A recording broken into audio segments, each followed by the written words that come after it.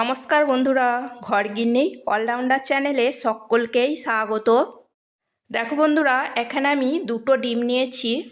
দুটো ডিম আর একটা আলু দিয়ে আমি একটা রেসিপি বানাচ্ছি। বাড়িতে তো অনেক সময় মাছ মাংস থাকে না, যদি ডিম আর আলু দিয়ে এরকমভাবে রেসিপিটা বানিয়ে নেওয়া যায় তাহলে কিন্তু দুপুরে গরম গরম ভাতের সাথে কিংবা রুটি পরোটার সাথে খেতে কিন্তু ভীষণই ভালো লাগবে। আর এই রেসিপিটা বানিয়ে দিলে বাচ্চারাও কিন্তু খুব আনন্দ করে খেয়ে নেবে। দেখো বন্ধুরা, আমি এখানে দুটো ডিম ভেঙে নিয়েছি আর আমি একটা সেদ্ধ আলু নিয়েছি আর একটা গ্রেটারের সাহায্যে আমি গ্রেট করে নিচ্ছি। আলুটা দেখো খুব বড় না, একটু ছোট সাইজের নিয়েছি। আলু এখানে একটু ছোট সাইজেরই দেবে, তাহলে কিন্তু ডিমের স্বাদটা খুবই ভালো থাকবে। আর বেশি পরিমাণ আলু দিয়ে দিলে কিন্তু ডিমের স্বাদটা একদমই নষ্ট হয়ে যাবে। তাই আমি একটা ছোট সাইজের আলু নিয়ে গ্রেট করে নিয়েছি। এখন আমি এখানে দিয়ে দিচ্ছি টেস্ট অনুযায়ী নুন আর দিয়ে দিচ্ছি অল্প পরিমাণ হলুদ। আর এখানে দিয়ে দেব একটা কাঁচা লঙ্কা। একটা কাঁচা লঙ্কা আমি ছোট ছোট করে কেটে নিয়ে দিয়ে দিচ্ছি। এবার এগুলোকে আমি খুব ভালো করে হাতের সাহায্যে মিশিয়ে নেব। ডিম আর আলু খুব ভালো করে মিশিয়ে নিতে হবে। বন্ধুরা, তোমরা তো ডিমের অনেক রকম রেসিপি বানিয়ে খাও, একবার এরকমভাবে বানিয়ে খাবে, দেখবে খেতে কিন্তু ভীষণই ভালো লাগবে। ভিডিওটিকে স্কিপ না করে শুরু থেকে শেষ পর্যন্ত দেখার জন্য অনুরোধ রইল। দেখো বন্ধুরা, ডিম আর আলু খুব ভালো করে মিশিয়ে নিয়েছি। এখন আমি এখানে দিয়ে দিচ্ছি 1 চামচ মতো বেসন। আর এখানে নুনের পরিমাণটা আর একটু লাগবে, সেই জন্য আর একটু পরিমাণ নুন দিয়ে নিলাম। বেসনটা দিলে এই রেসিপিটা খেতে ভীষণই ভালো লাগবে, তাই 1 চামচ মতো বেসন দিয়ে নিলাম। এবার আমি ডিমের গোলার সাথে বেসনটা খুব ভালো করে মিশিয়ে নিচ্ছি। আমার রেসিপি যদি তোমাদের ভালো লেগে থাকে তাহলে একটা লাইক করে দেবে, সাবস্ক্রাইব করবে, কমেন্ট করবে এবং প্রচুর প্রচুর শেয়ার করে আমার পাশে থাকবে। গ্যাসে আমি কড়াই বসিয়ে দিয়েছি আর কড়াইতে দিয়েছি অল্প পরিমাণ সর্ষের তেল। সর্ষের তেল খুব ভালো করে গরম করে নিয়েছি। এখন খুন্তি দিয়ে কড়াইয়ের চারপাশটা একটু লাগিয়ে নিলাম। এবার আমি ডিমের যে গোলাটা তৈরি করে রেখেছি সেটাই এই তেলের মধ্যে দিয়ে দিলাম। হাই ফ্লেমে তেল আমি খুব ভালো করে গরম করে নিয়েছি। এখন আমি গ্যাসের ফ্লেমটা লোতে রেখেছি। লো ফ্লেমেই কিন্তু এই ডিমের বড়াটা তৈরি করে নেব।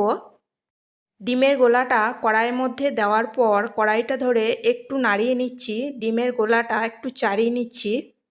এতে করে ডিমের বড়াটা খুব ভালো মতো ভেজে নেওয়া যাবে। নিচের দিকটা একটু ভাজা হয়ে যাওয়ার পর কিন্তু আমি উল্টে নেব। দেখো বন্ধুরা, নিচের দিকটা ভাজা হয়ে গেছে। এবার আমি উল্টে নিচ্ছি।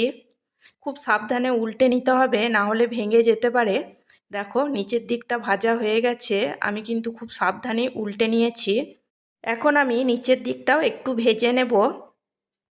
বন্ধুরা, ডিমের দুই দিকে আমি খুব ভালো করে ভেজে নিয়েছি। এখন আমি কেটে নিচ্ছি। আমি এই ডিমটা 3 টুকরো করে কেটে নিচ্ছি। তোমরা এই ডিমটাকে তোমাদের পছন্দ মতো টুকরো করে কেটে নিতে পারো। 6-7 পিস 8 পিস যেরকম ইচ্ছা হবে সেরকমভাবে কেটে নিতে পারো। আমি এখানে দেখো 3 টুকরো করেই কেটে নিচ্ছি। ডিমটা আমার কাটা হয়ে গেছে। দেখো ডিমটাও কিন্তু খুব সুন্দরভাবে ভাজা হয়েছে। এখন আমি নামিয়ে নিচ্ছি। এখন আমি একটা মশলা তৈরি করে নেব। মিক্সি জারের মধ্যে দিয়ে দিচ্ছি 1/2 চামচ মতো ধনে আর দিয়ে দেব 1/2 চামচ মতো জিরে। এগুলোকে একটুখানি ঘুরিয়ে নিচ্ছি। একটু ঘুরিয়ে নেওয়ার পর এখন দিয়ে দিচ্ছি একটা মিডিয়াম সাইজের টমেটো, টুকরো করে কেটে নিয়েছি, সেটাই দিয়ে দিয়েছি। আর দিয়ে দিলাম একটা কাঁচা লঙ্কা। এবার এটাকে ফাইন পেস্ট তৈরি করে নেব। দেখো বন্ধুরা, মশলাটা আমি পেস্ট তৈরি করে নিয়েছি। এখন আমি আর একটা মশলা তৈরি করে নেব। মিক্সি জারের মধ্যে দিয়ে দিলাম একটা মিডিয়াম সাইজের পেঁয়াজ, ছোট ছোট করে কেটে নিয়ে দিয়ে দিয়েছি। আর দিয়ে দিলাম 5-6 কোয়া মতো রসুন আর দিয়ে দিলাম অল্প একটু আদা। এবার এটাকে পেস্ট তৈরি করে নেব। দেখো বন্ধুরা, পেঁয়াজ রসুন এবং আদার পেস্ট আমি তৈরি করে নিয়েছি। গ্যাসে আমি কড়াই বসিয়ে দিয়েছি আর কড়াইতে দিয়েছি অল্প পরিমাণ সর্ষের তেল। সর্ষের তেল খুব ভালো করে গরম করে নিয়ে এখন ফোড়নে দিয়ে দিয়েছি অল্প একটু সাদা জিরে আর একটা শুকনো লঙ্কা। ফোড়নটা একটু ভেজে নেওয়ার পর এখন আমি দিয়ে দিচ্ছি যে পেঁয়াজ রসুন আদার পেস্ট আমি তৈরি করে রেখেছিলাম সেটাই দিয়ে দিলাম। আমি এখানে যে পরিমাণ বানাচ্ছি সেই অনুযায়ী কিন্তু মশলা নিয়ে নিয়েছি। তোমরা বেশি পরিমাণ বানালে কিন্তু একটু বেশি পরিমাণ মশলা দিয়ে বানিয়ে নেবে। এখন আমি পেঁয়াজ রসুন এবং আদার কাঁচা গন্ধ যা অবধি খুব ভালো করে তেলে নাড়াচাড়া করে ভেজে নিচ্ছি। অবশ্যই সমস্ত মশলা খুব ভালো করে তেলে কষিয়ে নিয়ে রান্নাটা করতে হবে, তাহলে কিন্তু রান্নার স্বাদটা খুবই ভালো আসবে। দেখো খুব ভালো করে পেঁয়াজ রসুন আদা আমি কষিয়ে নিয়েছি। পেঁয়াজ রসুন আদার একটুও কাঁচা গন্ধ নেই। এখন আমি যে আরেকটা মশলা তৈরি করে নিয়েছি ধনে জিরে আর টমেটো কাঁচা লঙ্কা, সেটাই এখন আমি দিয়ে দিলাম। মশলাটা খুব ভালো করে কষিয়ে নেওয়ার জন্য মশলার বাটিটা ধুয়ে অল্প পরিমাণ জল দিয়ে নিলাম আর দিয়ে দিলাম হাফ চামচ মতো হলুদের গুঁড়ো। এবার আমি এই মশলাটাও খুব ভালো করে কষিয়ে নেব। আমি এখানে মশলাটা বাটার সময় একটা কাঁচা লঙ্কা দিয়েছি আর ফোড়নে একটা শুকনো লঙ্কা দিয়েছি। আমি এখানে খুবই কম পরিমাণ ঝাল দিয়েছি, তোমরা কিন্তু তোমাদের পছন্দ মতো ঝাল দিয়ে নেবে। দেখো বন্ধুরা, মশলাটা আমি খুব ভালো করে কষিয়ে নিয়েছি। মশলা থেকে তেল ছাড়তে শুরু করেছে। এখন আমি এখানে দিয়ে দেব দুটো আলু। এখানে দুটো সেদ্ধ আলু আমি লম্বা লম্বা করে কেটে নিয়েছি, সেটাই এখানে দিয়ে দিয়েছি। আলু আমি মশলার সাথে একটুখানি নাড়াচাড়া করে কষিয়ে নিচ্ছি। একটুখানি নাড়াচাড়া করে কষিয়ে নেওয়ার পর এখানে আমি দিয়ে দেব প্রয়োজন মতো কুসুম গরম জল। আর জলের পরিমাণটা এখানে একটু বেশি দিয়ে নিতে হবে, কারণ যখন আমি ডিমের বড়াগুলো দেব তখন কিন্তু অনেকটা পরিমাণ জল টেনে নেবে। জল দেওয়ার পর একটু মিশিয়ে নিলাম আর এখানে অল্প পরিমাণ জল লাগবে সেটা আমি দিয়ে নিচ্ছি। এখন দিয়ে দিচ্ছি টেস্ট অনুযায়ী নুন। এবার আমি নাড়াচাড়া করে আবার একবার খুব ভালো করে মিশিয়ে নিচ্ছি।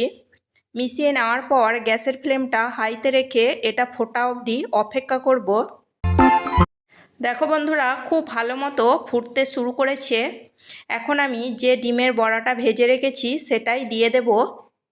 দেখো ডিমের বড়াগুলো আমি দিয়ে দিচ্ছি।